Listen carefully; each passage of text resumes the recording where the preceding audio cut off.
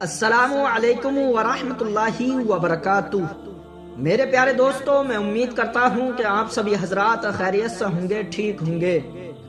اللہ پاک آپ سب کو سلامت رکھے اور اپنی حفظ و امان میں رکھے۔ میرے پیارے ناظرین، دن بدن اسلام کی تعداد بڑھتے ہوئے دیکھ کر ایک روز کفار مکہ جمع ہوئے اور سب نے یہ طے کیا کہ محمد کو قتل کر دیا جائے، معاذ اللہ رب العالمین۔ مگر سوال پیدا ہوا کہ کون قتل کرے۔ مجمع میں اعلان ہوا کہ ہے کوئی جو محمد کو قتل کر دے۔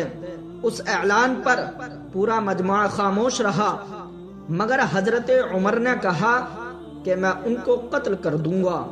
لوگوں نے کہا بے شک تم ہی ان کو قتل کر سکتے ہو۔ پھر حضرت عمر اٹھے اور تلوار لٹکائے ہوئے چل دیے۔ اسی خیال میں جا رہے تھے کہ قبیلہ زہرہ کے ایک فرد جن کا نام حضرت نعیم بن عبداللہ بتایا جاتا ہے اور بعض لوگوں نے دوسرا نام لکھا ہے، انہوں نے پوچھا کہ اے عمر کہاں جا رہے ہو؟ کہا کہ محمد کو قتل کرنے جا رہا ہوں۔ حضرت نعیم نے کہا اس قتل کے بعد تم بنی ہاشم اور بنی زہرہ سے کس طرح بچ سکو گے؟ وہ تمہیں ان کے بدلے میں قتل کر دیں گے۔ اس بات کو سن کر حضرت عمر بگڑ گئے اور کہنے لگے معلوم ہوتا ہے کہ تم نے بھی اپنے باپ دادا کا دین چھوڑ دیا ہے، تو لاؤ پہلے تجھ کو نپٹا دوں۔ یہ کہہ کر تلوار کھینچ لی، اور حضرت نعیم نے بھی یہ کہہ کر کہ ہاں میں مسلمان ہو گیا ہوں، اپنی تلوار کھینچ لی۔ عن قریب دونوں طرف سے تلواریں چلنے والی تھیں کہ حضرت نعیم نے کہا کہ تو پہلے اپنے گھر کی خبر لے لے، تیری بہن اور بہنوئی دونوں مسلمان ہو چکے ہیں۔ اور میرے پیارے دوستو، یہ سن کر حضرت عمر کو بے انتہا غصہ پیدا ہوا۔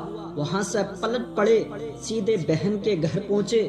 وہاں حضرت خباب رضی اللہ تعالی عنہ دروازہ بند کیے ہوئے ان دونوں میاں بیوی کو قرآن مجید پڑھا رہے تھے۔ حضرت عمر نے دروازہ کھولنے کے لیے کہا۔ ان کی آواز سن کر حضرت خباب گھر کے ایک کونے میں چھپ گئے۔ بہن نے دروازہ کھولا، آپ گھر میں داخل ہوئے۔ پوچھا تم لوگ کیا کر رہے تھے اور یہ آواز کیسی تھی؟ آپ کے بہنوئی نے ٹال دیا اور کوئی واضح جواب نہ دیا۔ کہنے لگے مجھے معلوم ہے کہ تم لوگوں نے اپنے باپ دادا کا دین چھوڑ کر دوسرا دین اختیار کر لیا ہے۔ بہنوئی نے کہا باپ دادا کا دین باطل ہے، دوسرا دین حق ہے۔ اتنا سننا تھا کہ ان کی داڑھی پکڑ کر کھینچی اور بے تحاشا ٹوٹ پڑے اور زمین پر پٹک کر خوب مارا۔ بہن نے چھڑانے کی کوشش کی تو ان کے منہ پر ایک تماچا ایسا مارا کہ وہ خون سے تربتر ہو گئی۔ وہ بھی آخر حضرت عمر ہی کی بہن تھی۔ کہنے لگی کہ عمر ہم کو اس وجہ سے مار رہے ہو کہ ہم مسلمان ہو گئے ہیں؟ کان کھول کر سن لو کہ تم مار مار کے ہمارے خون کا ایک ایک قطرہ نکال لو، یہ ہو سکتا ہے، لیکن ہمارے دل سے ایمان نکال لو، یہ ہرگز نہیں ہو سکتا۔ اور آپ کی بہن نے کہا میں گواہی دیتی ہوں کہ اللہ کے سوا کوئی معبود نہیں، محمد صلی اللہ علیہ وسلم اللہ کے بندے اور اس کے رسول ہیں۔ بے شک ہم لوگ مسلمان ہو گئے ہیں، تجھ سے جو ہو سکے کر لے۔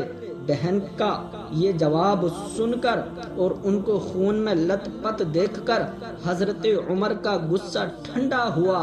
آپ نے فرمایا کہ اچھا مجھے وہ کتاب دو جو تم لوگ پڑھ رہے تھے تاکہ میں بھی اس کو پڑھوں۔ آپ کی بہن نے کہا تم ناپاک ہو، اس مقدس کتاب کو پاک لوگ ہی ہاتھ لگا سکتے ہیں۔ حضرت عمر نے بے حد اصرار کیا، مگر وہ بغیر غسل کے کتاب دینے کو تیار نہ ہوئی۔ آخر حضرت عمر نے غسل کیا، پھر کتاب لے کر پڑھی، اس میں سورہ طٰہٰ لکھی ہوئی تھی۔ حضرت عمر نے اس کو پڑھنا شروع کیا۔ جس وقت اس آیت کریمہ پر پہنچے، اننی انا اللہ لا الہ الا انا فاعبدنی واقم الصلاۃ لذکری، بے شک میں اللہ ہوں، میرے علاوہ کوئی معبود نہیں، تو میری عبادت کرو اور میری یاد کے لیے نماز قائم کرو۔ بے شک صلو علی الحبیب صلی اللہ علی محمد۔ اور میرے پیارے دوستو، حضرت عمر کہنے لگے مجھے محمد کی خدمت میں لے چلو۔ جس وقت حضرت خباب نے یہ بات سنی تو آپ فوراً باہر نکل آئے اور کہا کہ اے عمر، میں تم کو خوشخبری دیتا ہوں کہ کل جمعرات کی شب میں سرکار دو عالم صلی اللہ علیہ وسلم نے دعا مانگی تھی کہ یا الہی، عمر اور ابو جہل میں جو تجھے محبوب و پیارا ہو اس سے اسلام کو قوت عطا فرما۔ معلوم ہوتا ہے کہ محبوب خدا صلی اللہ علیہ وسلم کی دعا تمہارے حق میں قبول ہو گئی۔ سبحان اللہ۔ اور میرے پیارے دوستو، رسول اللہ صلی اللہ تعالی علیہ وسلم اس وقت صفا پہاڑی کے قریب حضرت ارقم رضی اللہ تعالیٰ عنہ کے مکان میں تشریف فرما تھے۔ حضرت خباب آپ کو ساتھ لے کر رسول خدا صلی اللہ علیہ وسلم کی خدمت میں حاضر ہونے کے ارادے سے چلے۔